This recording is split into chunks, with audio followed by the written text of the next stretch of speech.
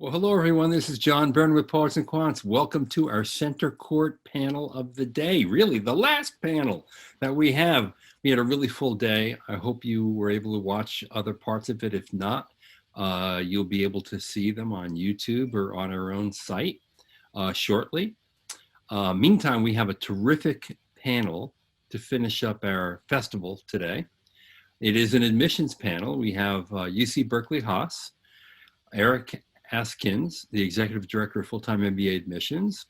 We have the Asian School of Business, Emily Press, the Senior Director of Admissions.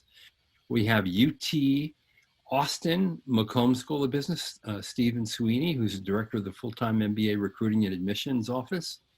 We have Susan Hahn from the University of Minnesota's Carlson School of Business, who's Director of Admissions and Recruitment.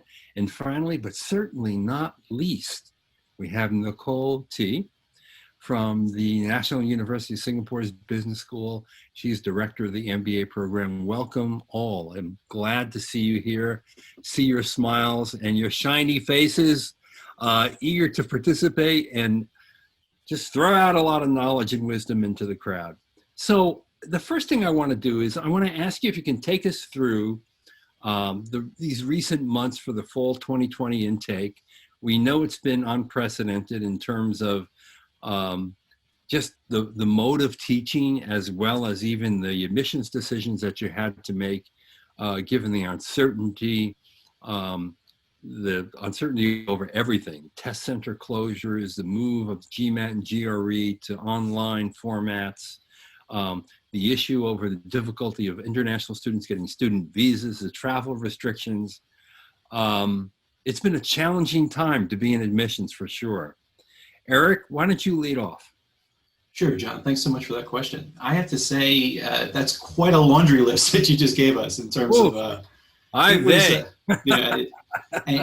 certainly it was a minefield. But in terms of how our student experience has been, how we brought this class in, I'm excited to say we ended up starting with a hybrid model as our intention for the fall semester. Which was a model that included having students to come on campus in smaller segments that we were calling pods. Unfortunately, due to the health concerns here in California, we've had to move to a remote model. And so we've actually started the year in a remote model. What's been amazing is the number of students who came through knowing that that was the case and understanding that there was still such a level of community that we were able to communicate and make those engagements happen. It's about the intentionality of engagement. When you can't meet someone in the hallway, you've got to make that additional effort to make that connection happen. And so we launched a number of platforms to make that happen, both internal platforms of engagement, as well as a couple of systems that we're using to keep folks coming through. So to be the direct answer to your question there, we've got an amazing group of students who are on campus in a remote model right now through some of those challenging positions that you mentioned. Yeah, and hopefully you'll have some classes maybe soon, I hope, and we'll see what happens. Well, we are having those classes, though. Sorry, of course. Now, in Singapore, I mean, from what we hear in the United States, Singapore has been very successful at controlling the coronavirus. Are your classes in person? Yes, absolutely. As of this semester, we started face-to-face classes. So they're all back on campus. And we can have classes as big as 50. So, but all our classes are also offered in hybrid format. So whoever is unable to join the classes for some reason or feel unsafe, coming out, they can choose to join the classes through virtual format. But I have to say that we haven't started the classes for this year's intake. So we took a really tough decision early March to postpone the start to January next year. So we're looking forward to the class joining us in January. That's great. And what about in Kuala Lumpur at ASB? What's the situation there for the newest class? Sure, thanks, John. So we actually ended up having our largest year of enrollment this year. So it has actually been a really, I think, great start for us. I think, obviously a lot of challenges that you've mentioned, particularly with getting new international students into Malaysia. So we've ended up starting sort of dual delivery. Our local students are on campus in person taking classes, and our new international students are taking those classes online, both synchronous and asynchronous. Our returning international students were able to come back to Malaysia, and they are also on campus. So I think, we feel pretty positive about the way the situation's been handled in Malaysia. We're expecting to be fully in person with our international students come January. So that's the situation for us here right now. And does your record enrollment follow record application volume? So we had a significant increase from last year's application volumes. We also had a significant increase in deferrals. So even with the increase in deferrals, we've managed to still kind of build a class that was about over 50% larger than last year's class. Wow. What was the actual size of your intake? It's still relatively small. So we're at 50 students for the full-time MBA. But that's a big jump then, right? Yeah. Good. And at Carlson, are you on a hybrid format? Yes, we are. So for our full-time MBA program, there are classes happening on campus in person, just in the mornings for a very short period of time, Monday through Thursday. But of course, students do have the option, if they don't feel comfortable attending in person, to stream and attend remotely. Outside of those morning in-person interactions, the rest of the coursework is being done remotely. And then with our working professional MBA programs, those are all hybrid format as well, or remote or asynchronous, specifically for our online program. So yeah, we're seeing the whole mix. Right now, students are feeling more comfortable with the remote learning model, and I do think it has been a good exercise in adaptability too. Sure. Making sure we were able to completely pivot, our approach and some of the classroom experiences to a virtual environment.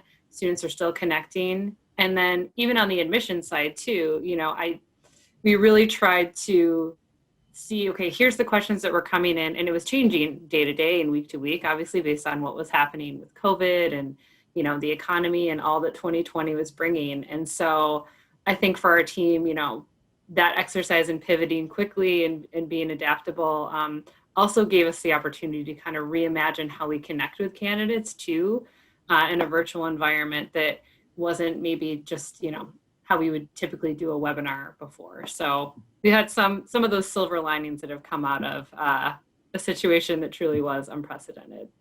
That's true. I think everyone has learned a lot. And we've also learned, particularly in admissions, your ability to reach so many greater numbers of people without having to get on all those airplanes and stay in all those hotels and all those far-flung places all over the world. That's got to be a benefit, especially to your families.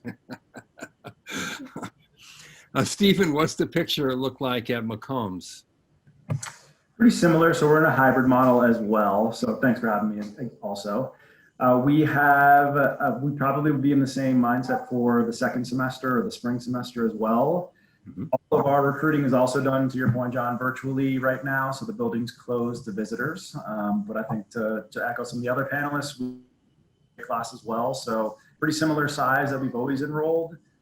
Pretty much the exact same stack in terms of some of those averages that the class of 2021 is. So really we've seen a great class come in. We had to start extend one of the rounds, create a rolling round. We did do some test waivers, but we ended up where we needed to be, and we're super happy with the class of 2022. Stephen, what are your predictions for this coming admission season? There are a lot of people who believe that given the pandemic-induced recession, we're going to see a big surge. And in fact, most of the schools that extended their rounds in the last admission cycle did see a fairly significant uptick in applications. What are you looking at for this coming year? Will it be among the more competitive years?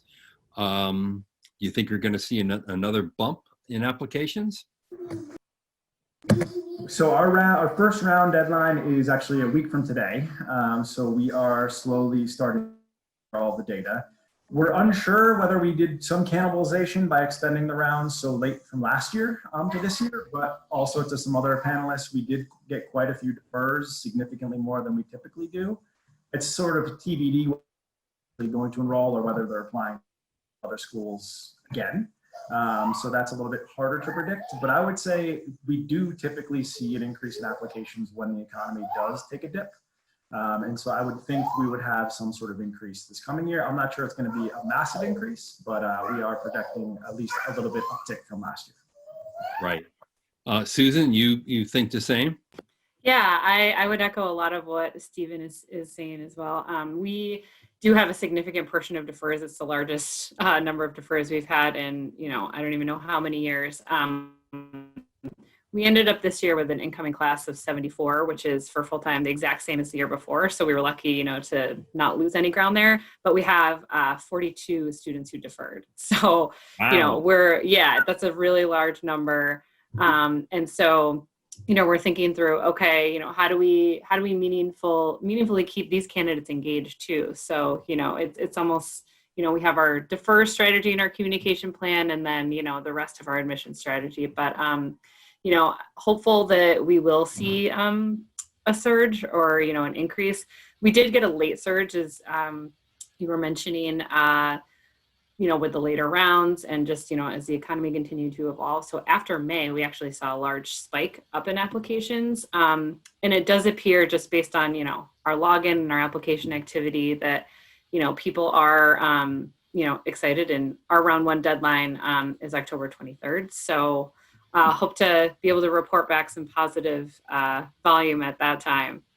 Well, if you were to hang on to 30 of your 42 defers, let's just play the theoretical game. And that means that 30 of your seats are already occupied for the next intake in the fall. The obvious question would be, would you increase the size of your enrolled students in that intake?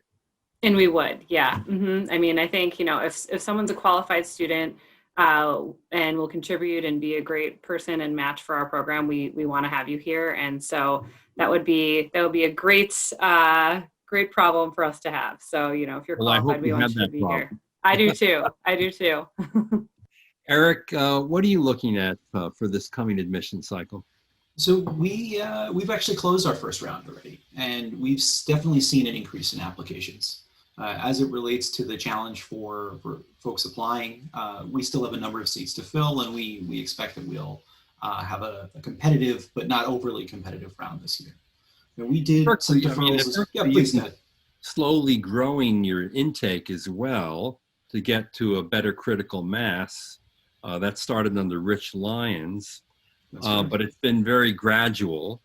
I imagine that if in fact you get a really big boost in applications, you could make a bigger leap than might have been planned. That's possible. It's a fair assessment, John. As it looks now, we did grow our class significantly this past year. We had some amazing candidates applying in those later rounds, and there was opportunity there to bring them through. The way we're looking now, though, is we're not likely to grow again. We're more likely to hold where we are or shrink back to a bit more of the steady state that we've been at before. You went from what to what?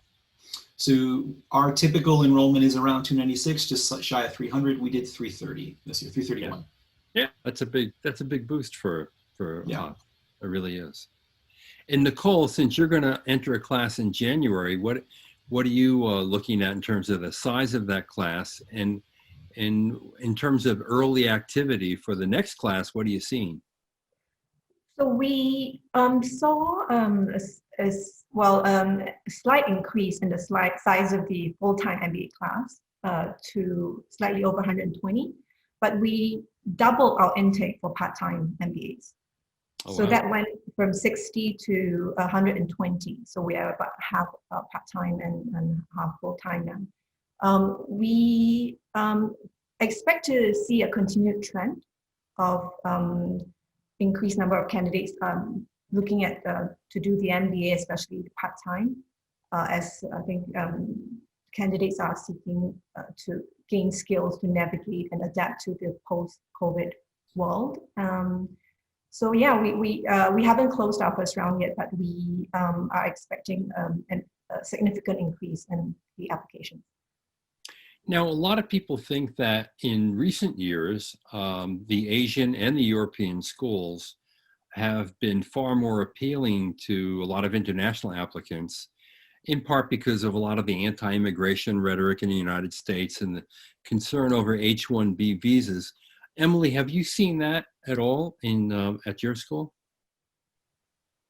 Yeah, definitely. I mean, I think, you know, a lot of our messaging resonates with people that are interested in, you know, exploring regions outside of the US. And so we, you know, have managed to see a significant increase in, I mean, our program is about 70% international. Yeah. And I think, you know, we'll continue to see our international applicant pool grow. I think, you know, we're pretty well positioned in this part of the world to continue to attract kind of international MBA talent. I think, you know, part of that is dependent on travel restrictions and borders opening. Currently, Malaysia isn't allowing new international students to enter. I think, you know, people were still very motivated to start online, but with the intention of being able to come in person next year. So I think, you know, just to kind of go back to expectations for this coming cycle, I think, you know, we have a lot of really positive momentum heading into our round one. We have a significant number of deferrals from last year, but it's a little bit TBD, sort of dependent on the travel restrictions and the borders opening up for us. And for people who don't know, I should just remind them that ASB is a relatively new school. It was literally created by MIT Sloan School of Management in cooperation with the Central Bank in Malaysia. The Central Bank wanted to have a world-class business school in its country. So they contracted with MIT Sloan. A lot of the professors are still going back and forth from MIT Sloan, but you're slowly building up your own faculty ranks. And of course, the dean, the founding dean of your program is a longtime MIT Sloan faculty member who's really done a great job in establishing the program there. Thank So you. that's a little background. That's a great description. Thank you for that, John. Yeah. The other thing about your program that I want to point out, particularly because of our conversation about everything going virtual, is that your program is probably more experiential than any other MBA program in the world, bar none, which is why I also think is one of the more innovative offerings. But how do you do all that experiential learning in a virtual world? Yeah, that's a great question. And that's definitely been one of our challenges. Just rewinding a little bit to the spring semester, really things started to escalate with COVID, and our students were sort of mid what we call action learning projects. So they're on an experiential project with companies all over Southeast Asia, kind of meant to travel in person on site with those companies. And they did that in the first half of the semester, and then it moved online.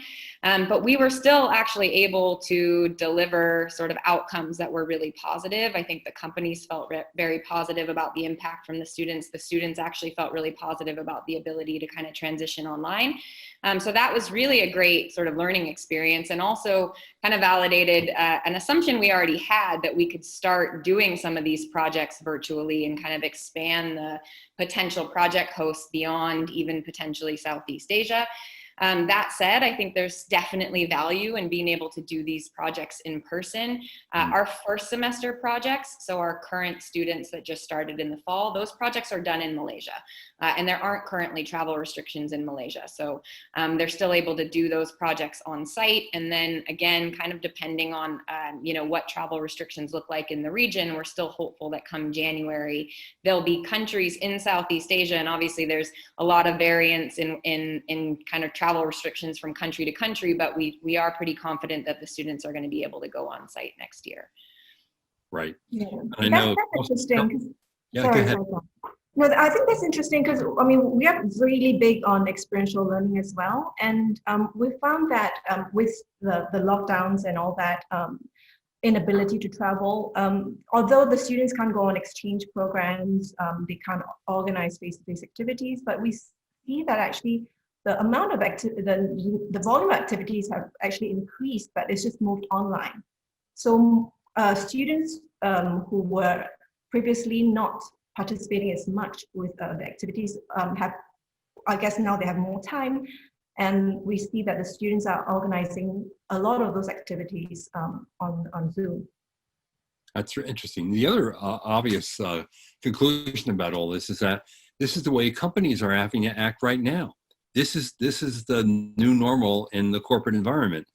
Their teams are collaborating and working together virtually because they're not in the offices either. So to a great extent, the experiential learning that's virtual is now mimicking the real project world in the corporate sector. So I think that's a great way to familiarize yourself and get used to virtual work, because the truth is, when the pandemic ends, it's not going to go back to the way it was. I think that there's going to be a lot more virtual work than ever before. And to the extent that so many people work in global organizations, they've been doing this for quite some time anyway. Now, Susan, I know that Carlson also has a lot of experiential learning in its program. I believe, and this is just from memory, but you correct me if I'm wrong, that there are 3 major experiential projects that every full-time MBA goes through, and they can actually pick up more than 3 if they wanted to, 3 different elective offerings. Yes. So we have in our full-time program what's called enterprises. And so there are 4 different topics that students can choose from: brands, ventures, consulting, or funds. And so it's spread actually across 2 semesters. And sometimes, so it's the second semester of your first year and the first semester of your second year of the program. So strategically timed right before you do an internship and then right after. So you kind of get that practical hands-on experience, which of course is now virtual, as you mentioned. But so students can participate in one of those topics that they're choosing, and then after they complete that enterprise, they can opt to do a second enterprise as well. So it can stretch across 3 semesters in the program, which is really, it's adding to your resume even while you're in a full-time MBA program. Right. And it was funny, I was just, we did a panel event recently with one of our alums who was saying that actually the enterprise experience and the communication skills really helped in a virtual environment, because you're having to communicate and influence in a different way than, maybe he had thought before. So he was kind of leaning into some of those skills of, oh, you know what, back in my negotiations class, or, back in when I was doing this presentation to a client, and, having to flip some of those skills into a virtual world. The MBA experience in our program, he said, that piece of it, that, communications and influencing in a virtual world has been really helpful based on some of the experiential learning that happened in the program. Right. And Stephen, I want to just return a little bit to what we talked about before, which is this. If in fact applications grow significantly this cycle, does that mean that selectivity becomes more difficult for students? In other words, do admission rates go down, and therefore it takes even more to sort of stand out from the pool? Or do great candidates who really have a passion for the school stand out anyway? Yeah, I would say the latter. Really, great candidates will stand out always. I think similar to what Eric was saying, we typically come in around 260 students. We came in 240 this year. We're projecting to come back to that 260, but not necessarily grow beyond that, just because it is a differentiator for us. We're not 500 or 1,000 students like some of the peer schools are. And so our selectivity, I guess, would definitely decrease if there was more applications, but at the same time, great applicants stand out really, no matter what round, no matter how many applications, et cetera. Right. Now, one of the things that occurred that I heard of in the extended rounds is that while many schools experienced a big surge in applicants, some of the applications were put together very hastily, of course, as you would expect. And maybe the candidates didn't look, at least as represented by their applications, as polished as you would normally find. Did you find that to be true, Eric? Actually, we ended up taking by percentage of our later rounds, quite similarly to what we did in our earlier rounds. Wow. So the candidates that we selected were candidates that were well prepared and ready to kind of move forward. We thought, from our perspective, we believe we probably brought forward candidates who were preparing for applications for the next cycle. Yes. And so that's most of what we think we saw in terms of the candidates that came through. That's true. I mean, one of the reasons why I think this is going to be one of the more competitive rounds is, frankly, the big surge that people saw in the extended rounds, a lot of them, of course, didn't get into highly selective programs. So they're going to be people who show up in this new round. Plus, there is pent-up demand, I think, in the marketplace because we've seen a number of schools experience application declines in previous years. Plus, then you have the historical significance of a recession that draws out more graduate students. So I think you have a bunch of things coming together here, plus the deferred international students who are already occupying a certain number of seats in the classes that you'll fill in the fall of next year. So you have a bunch of things coming together that certainly signal this is going to be more competitive. So then the question is, Nicole, what makes a standard, what makes someone stand out from the pool? What are the things that you look for in a candidate that make you say, ah, yes, I want this person in my classroom? Well, we look at the candidate story. So where did he or she come from, and where is she going? So what kind of unique skills and passion can that candidate bring? I think that's the first thing that we look at. And of course, then we look at a lot of the traits that even, recruiters tell us that they're looking for. So, analytical skills, those are important, creative problem solving, and ability to work collaboratively. So those are really, really important. I think to top it all off, I think communication skills are extremely important because without that, I think none of those traits will be able to shine through. Right. Susan, how do you determine fit at your school? Yeah. What applicants bring to the game? Yeah, great question. So we have kind of three buckets that we're looking at when we're assessing applicants. So the first is, the academics bucket, which could be, GMAT, GRE, or GPA. We did, for this coming cycle, actually just approve a GMAT waiver process for full-time MBA candidates, and that is tied to specific work experience requirements and academic requirements. So that's something new. Put that into effect? That was just approved about 10 days ago. So it's very, very new. So yeah, we're piloting that for this year for the full-time program. It did exist before for part-time and online. So again, it's tied to specific criteria. Would you have to bring to have your GMAT or GRE waived? Sure, a minimum of 5 years of experience or 4 years of military experience. And we have different GPA thresholds depending on if you were a STEM major in undergrad or a different major in undergrad. And then we'd also give consideration to candidates who have a CPA or CFA as well as an advanced degree too. So those are some of the criteria. Again, like if you are applying for a test waiver and you meet those criteria, we're looking at those dimensions, but certainly we're also looking at your academic performance too very, very closely without, that other additional testing metric.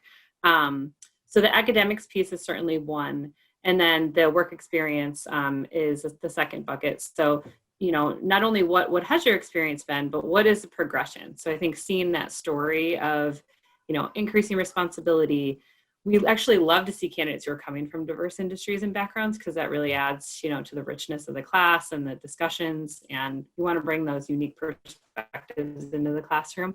So for us, I think it's really about, the increasing responsibility and telling that story. And then finally, the overall program match piece of it. And so we have a video question that's part of our application. So that gives us kind of a short, quick snippet of who you are as a person. And honestly, lets you really answer a question in your voice. We want to see you. We want to see how you communicate. And particularly in a virtual world, the virtual piece of it is a nice parallel to what we're experiencing now. And then, of course, our admissions interviews as well. So that really helps us get kind of the holistic view, the full view of who you are as a candidate.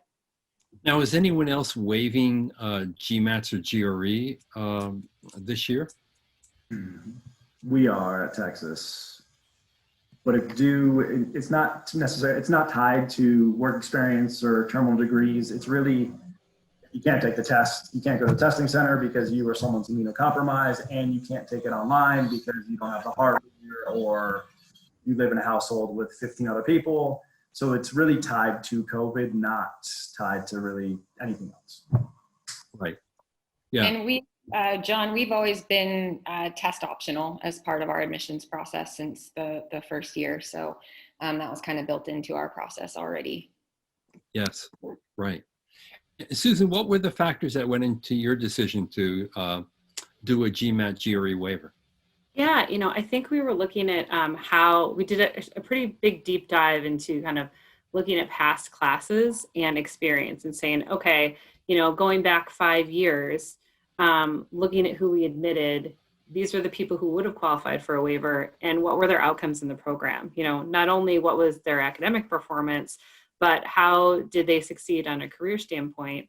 And after each class graduates, our team does an analysis, and we're looking at, these people were rated highly in the admissions process. How did, the career services team and the student services team see how they performed as an actual student?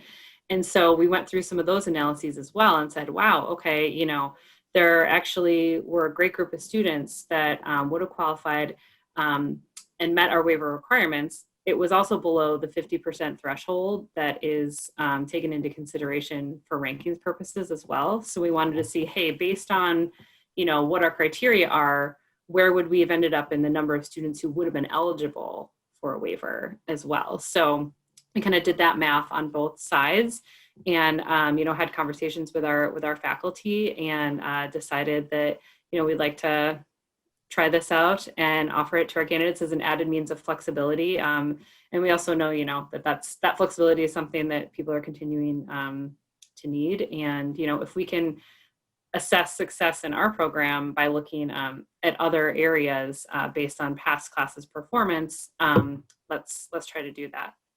Yeah, and again, for people who have a strong GMAT score or GRE, that doesn't mean they can't apply with it. In fact, they should apply with it. They absolutely should, because it's an additional metric that goes into merit-based scholarships, and also depending on the industry that you plan on working in. So if you want to go into consulting, private equity, those are industries where employers actually want to know what your GMAT score is. So, there are certainly different factors to consider, depending on what your goals are.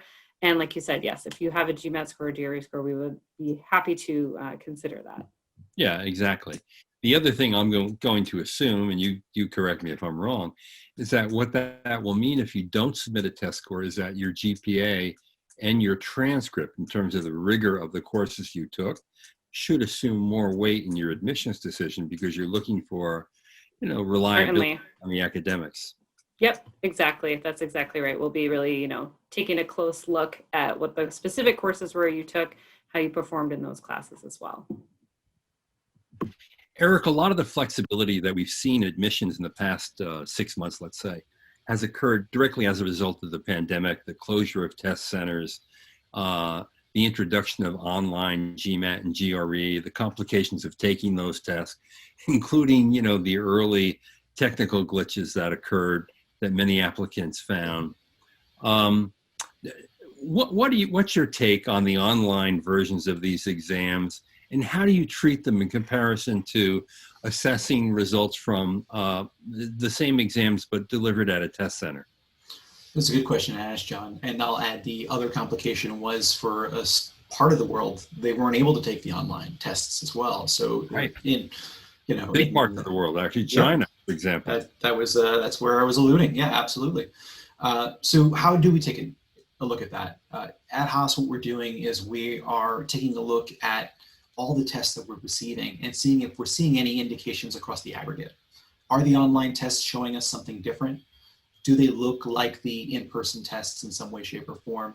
That'll factor into our evaluation process to ensure that we are, honoring the circumstances that the folks are taking the test in. Yeah, exactly. Do you think that people who test online tend to perform at lower levels by virtue of that test? So I've had this question before. Our experience so far has not necessarily indicated one direction or another. And if you look at the sort of anecdotal feedback we're receiving, for some people, it's been a boon. There are folks who can only concentrate when they're on their own and not in larger groups, folks who work a little bit better when they can control the circumstances in their environment. And then, of course, there are those folks who are in very much the opposite condition, where they can't find a quiet space, even within their own homes, to to take these tests because they are not able to. And so Right. we're seeing a couple different ends of the spectrum there. Nothing that's popped as the one version of truth, but a lot of individualized experiences. Yep. You know, an MBA education is expensive. It's an investment even beyond the dollars that you have to pour into it in terms of time and opportunity costs, and a tremendous investment in your own personal energy. A lot of schools have significantly increased their commitment to scholarships for students. So I want to ask each of you, you know, what percentage of your students do get a scholarship? And has that increased over the years? Nicole? Oh, yes. Great question. It definitely has increased, actually from last year to this year. Last year, we had about a third of them who got some kind of scholarship. This year, we are up to close to 50%. So we recognize the impact of the pandemic, and actually we have plans to increase our scholarship budgets for next year. And do you give scholarships on the basis of need or merit or both? It's a combination of both. Yes. Okay. Emily? Yeah, so we've been in a, I think, very lucky position to be kind of market leaders on the scholarship and financial aid front. So 100% of our full-time MBA students receive a scholarship, and those range between 50 and 100% of the program fees. We've also mobilized those are merit-based scholarships that we deliver at the time of admission. And we also have mobilized a need-based financial aid vehicle where we can offer an interest-free loan that the students will end up paying back after they graduate. And so, yeah, we are still very aggressive in terms of scholarship and financial aid offerings. And I remember in your first year, perhaps even your second year, you would even put all the students up, room and board included, right? Yeah, so our program fees include accommodation. So we're a full-time residential program. We've just built a beautiful new campus right in the heart of Kuala Lumpur. Much nicer residential facilities than I ever lived in when I did my undergrad in California. So You've got to come and visit. Yeah, they're pretty well taken care of, and those are all included in, as well as the sort of travel associated with Action Learning. We take our students to the US for a month.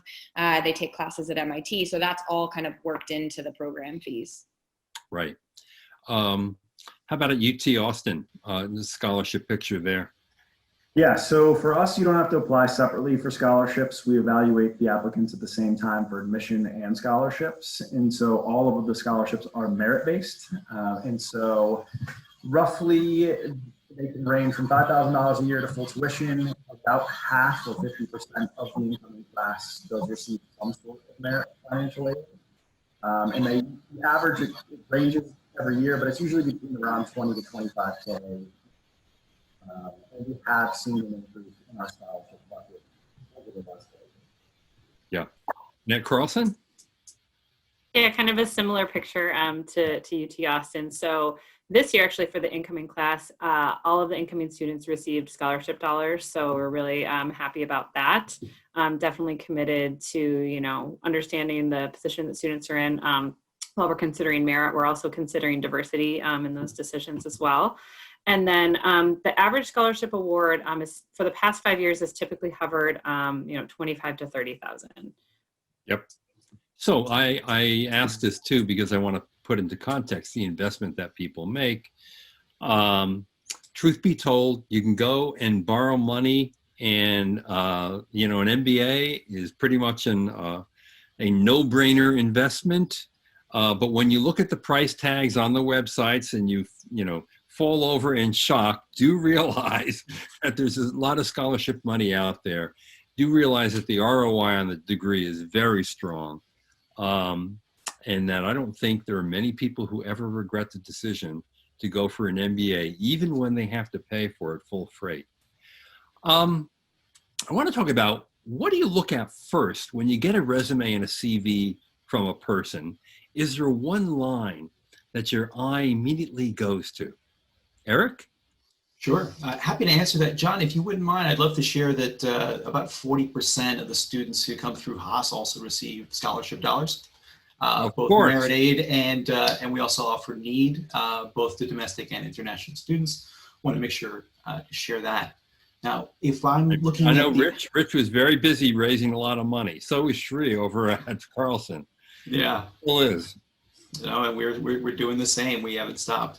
But that one line, because that's a great question to ask. For us, we zone in on impact. So we're looking for where in your application have you shared what you're hoping to accomplish beyond your time at Haas. Like what do you want to actually see and have happen in your communities more broadly? And so as we look into that, we try and map that across our program. Can we get you there is probably the next question that we ask ourselves as we think through carrying through an applicant in their journey. Now, Haas has 4 defining principles. And when you ask applicants why they applied to Berkeley, many of them cite these principles. Are they evident in a resume? They can be. I think so. The principles are not unique exclusively to Haas. You know, we codify them as part of our way of speaking out on our principles, but ultimately things like question the status quo exist in so many different frames and ways and spaces, and to be confident with humility, or to be a student always, you can see that in resumes. You can see that as it relates to who's participated in mentoring programs, who has been members of working groups, who's done work that's beyond the scope of their job or their profession. So it can pop in a resume, absolutely. Nicole, what do you look at when you look at a resume? What pops out for you? I look for the kind of unique experiences, unique skills and backgrounds or passion that person can bring to the class, because it's really important that each one is able to contribute something unique to the cohort's learning experience. Yeah. Stephen, do hobbies and passions, are that something you look at, or what? That's interesting you asked that, because a lot of times I do skip down to that lowest section just to a quick skim of a couple bullet points. Are they a chef in their spare time, or expert pizza maker, or something to give a little bit more color than job title. But I think to Eric's point, like, we definitely look at impact. So we always coach our applicants not to necessarily describe what they do on a day-to-day basis, but how have they made an impact at their company. And it's okay to jump around if that's the case. We have the optional statement that you can use to give a little bit more color on your resume. So always, put yourself forward. No acronyms if you can stray away from that. But if you can have someone read your resume who isn't from your profession, that's always really helpful. So you can have the admissions committee understand what an engineer does, computer does. So that's really helpful as well. In what school wouldn't want an expert pizza maker in their class? Forget about the 750 GMAT, the 3.9 GPA, the Ivy League undergrad. The pizza maker is who you want. Come on. What's Friday night without pizza? Susan, is there one particular part of the CV or resume that attracts a lot of attention from you right off the bat? Yeah, I think, if people really highlight a skills section, so certainly, within each job title, they can do that. But I really like when people are kind of calling out, hey, here's what I am an expert in, here's what I know how to do, and kind of pulling on some of those themes that have already been discussed, because I know that then you're applying those skills to make an impact in your job, to progress in your career, to reach your goals. So to the extent that those skills can be highlighted, and things that, what are the things that you're great at? That's really what I like to hone in on. Right. Yep. We're already getting a few questions, so I may intermingle some of the questions from our audience with my own questions. Here's one that, we touched upon before, but didn't really answer, which is, given that a lot of students deferred their admits this year, how will this affect the intake volume in the next year, or the year after, for that matter? I would assume that unless a school increases its enrollment, that it would make it more competitive. Am I right? I think that's fair to say, John. Yeah, I think, yeah, sure. We at Haas, we were we did a case by case. We didn't do any kind of blanket deferrals, but we still ended up with a significant number of deferrals, more so than we had in any prior year. And what we're looking at now is whether or not candidates coming through map against the students that we've already got as part of our admitted class. So to that degree, there'll be some impact, but the hope is that it won't be significant because there is still some room within our classes. So we're, I guess, in a position to grow our enrollment size. So not necessarily under pressure to do so, but there's certainly room for growth, particularly now that we're moving into our new campus. So I don't think that the significant increase in deferrals is going to impact our ability to still admit who we want to admit into the program. Right. Nicole, how about for you? I think it's pure math, right? With larger applicant pools, schools have to be more selective. But having said that, we do have plans to increase our intake size. So, just like what we did this year to open a second section for our part-time MBA. So yeah, we'll be open to do that if we see a sharp increase in the volume of quality applicants. So the quality is something that we will not compromise. Right. Now, not all your schools are, of course, consortium schools because it's mainly a U.S. school kind of thing.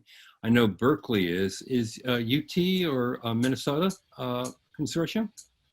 We are. Okay.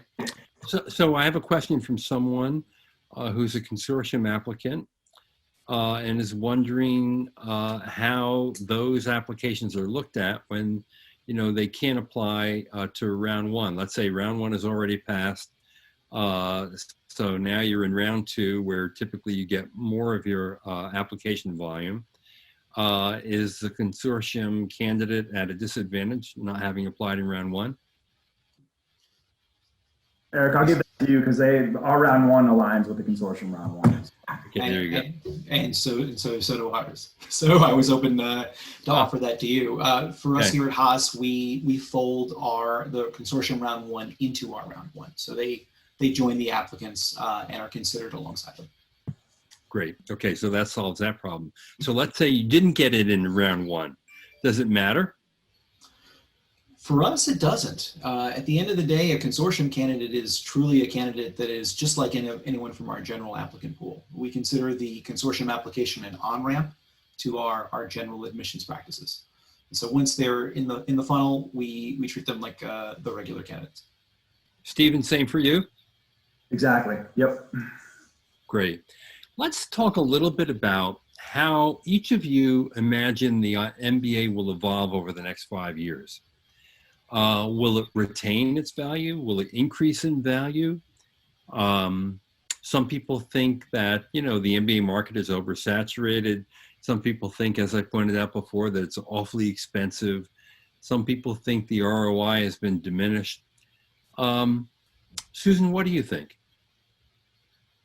Yeah, I think that the skills that you learn in an MBA program are something that are always going to be in demand. So, while maybe the structure or delivery of programs may change, maybe shorter, there may be things that remain that are virtual that are going to stay virtual, even in a full-time program. That could be a change, but when it comes down to it, employers are always looking for people who can think critically, have great communication skills, can work well with others, can think creatively, and, have the ability to attack and solve big problems to make the world a better place. So, I think the content of the MBA, we're still seeing the value. I think the value will still be there. I think, what may change is, the modality or the delivery options and structures may change, but, the overall impact of the education and the experiential learning piece is something that is still going to be valued. Stephen? Yeah, I agree with Susan. John, I think you mentioned just the ROI earlier, and just it's such a unique degree in the sense that you're not really going deeper into a particular expertise like either an MS degree or an engineering grad degree. You really are getting that general management skills that it seems like for the future are going to be even more important than they are today. We have no idea what computers are going to be able to do in the future with data analytics, but we know for sure you're going to need someone who understands enough to manage that team or to manage the software. And so I think the degree continues to be robust. We hear from recruiters and our corporate partners that they continue to want a lot of all of our students in all of these schools. And so I don't see that necessarily ending anytime soon. Right. And from the Asian sort of perspective, Nicole and Emily, how do you see the MBA evolving over the next 5 years in your markets? Nicole? I mean, definitely, I definitely see the value increasing. I mean, I think MBA is something. It's not where you go and pick up technical skills, but it has the power to literally transform individuals. And when we look at what recruiters are looking for, building their critical thinking skills, communication skills, all these are, they will be even more important in the future economy. So, I mean, and especially the direction that our MBA is taking, we are focusing a lot on, experiential learning and the transformative impact of the MBA. It definitely has its place. I think that it will continue to be even more important, especially I think in the schools in Asia, gives a really unique platform for them to get access to the growing markets in Asia. There's a really interesting story about Asia. I think that and especially if you look at programs like ours, we are at half the price of what US MBAs are charging. So, definitely if you look at a top MBA, a third or half the price of US MBA, I think it's definitely got a lot of value. Right. Emily, you see demand in Asia increasing for MBA graduates? Definitely. I mean, I think, particularly in sort of emerging markets where global MBA talent is really needed, we're seeing, a lot of validation in terms of our value proposition of our MBA students getting great sort of opportunities here in the region and kind of beyond. I think, the rise of generalist needs, the rise of leadership skills in areas where there's kind of booming economic growth and potential. We certainly think that there's a pretty valuable offering in terms of the students that are graduating from our program, and also the sort of ROI to them, to Nicole's point, not necessarily going into debt after you graduate and being able to take on opportunities potentially in markets and regions where, maybe the salary isn't at the same level as the US. Or kind of, more developed economies, but you see significant growth over the course of a couple of years in your postgraduate career that makes a lot of sense. So I definitely see the value continuing to increase in this part of the world. And I think, we're excited about that. Eric, I'll give you last words. Oh, well, thanks. I have to echo what everyone else has said. I think the ROI is certainly there. I would say it's beyond skills gain. Right, at the end of the day, when you're looking at a full-time MBA program, you're also looking at the network that it can give you, the opportunities that it plugs you into and it connects. And I'll echo Stephen a bit here. It's such a broad degree. It is one of the only degrees that broadens your opportunities versus narrowing them. If you look at probably all of our schools at the placements opportunities, they fall in so many different fields. They really do give people an opportunity to go through an active self-discovery in a way that I don't think you can in the world of specialized masters in the short programs. And so if that's the type of transformative experience that you're hoping to have, I think the MBA is still the only place to do that. Yeah, I totally agree, obviously. And, one thing that none of you mentioned that I feel I need to mention is that, look, business is not going to get easier or simpler or less competitive. The opposite is true. Business will become increasingly complex, more influenced by globalization and technology than ever before, than we can even imagine, by artificial intelligence, by machine learning, by data analytics, things that are currently being taught in business school and subjects that are currently being evolved at very fast levels. So going and getting an MBA is to give yourself the skill set for an ever-changing, ever-demanding world of work. And I see tremendous value in that, and I don't see that ever going away. And in fact, if anything, you could even argue that white-collar professionals will could diminish in future years, and the MBA is going to be a very important credential to stay in the game, because more people get displaced by artificial intelligence. There'll be greater emphasis on soft skills, which is a key part of the MBA program, and even great emphasis on the technical and analytical skills that people have. And it will differentiate you in the marketplace. Now, I want to ask one quick last question of all of you. We are in a virtual world today, as we are right now. That means that would-be applicants can't visit your campus, can't sit down for coffee with your students, can't attend a class and be a fly on the wall. So how do they get to know more about the program and whether they're a right fit for you? Emily? So yeah, I think there's still a lot of options to engage, right? So our particular program is, we're relatively small. We're super hands-on in terms of our admissions process. Our dean, our associate dean, they're involved in prospect calls. So you can actually kind of get to that level of kind of intimacy in terms of learning about our program. Our students, our alumni, they're happy to connect. They always have. Our applicant pool is international. So this kind of Zoom virtual connection has kind of always been the underpinning to our engagement sort of strategy for international students. We're doing virtual coffee chats. We're doing virtual sort of class preview sessions where they can actually still log in and see a class. So I still think that there's plenty of options to kind of engage with the community, really understand what the program is all about, and decide whether it might be the right fit for you. Yep. Susan, I have found in the, I've had the opportunity to sit in a number of admission committee meetings.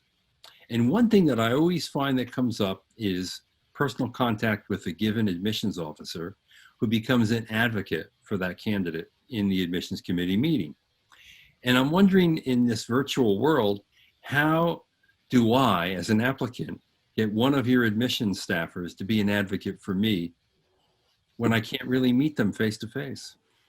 Well, we actually are doing virtual one-on-ones, and students can go. We have a calendar posted on our website with all of the open time slots, and the recruiters assign those time slots by program. So the first thing I'd say is, connect with someone on our team or connect with me, and we'll do a one-on-one Zoom virtual session. The other piece of it too is, similar to Emily, we are doing class visits. Our student clubs are actually willing to open up some of their upcoming events for students to sit in and take a preview there as well. So yeah, there still are plenty of opportunities to engage. It's really just about, reaching out, and we'll make sure that we're connecting at a time that's convenient to you. We do morning, we do night, we can do weekend. So we can be flexible. We understand the flexibility is important too. And Nicole, I'm assuming that's true at NUS as well. Yes, and I encourage them to sign up for our series of events. We're actually looking to run our experience day, but on a virtual platform. So we're looking at ways to bring the MBA experience to life on the virtual platform. And what does that look like? What's an experience day?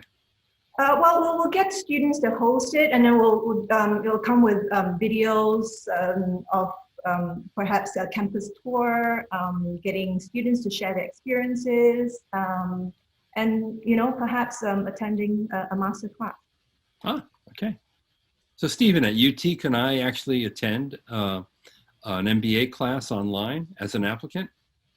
We are creating some classes just for applicants to attend. So we would love people to come to our brand new facility that we built about a year ago, but that's not happening right now. So hopefully that will happen in the future, but there are plenty of opportunities. Everything is on our website, from one-on-one chats to bigger information sessions to application-based workshops. If you have questions on the letter of recommendation or you get invited to interview, what that looks like. So there are a lot of opportunities, and we have seen the upside is really we can get some pretty prominent alums to do some guest speaking series with some applicants that they never would have been able to come to Austin, and now they can just hop on Zoom. So there is a little bit of upside to all of this.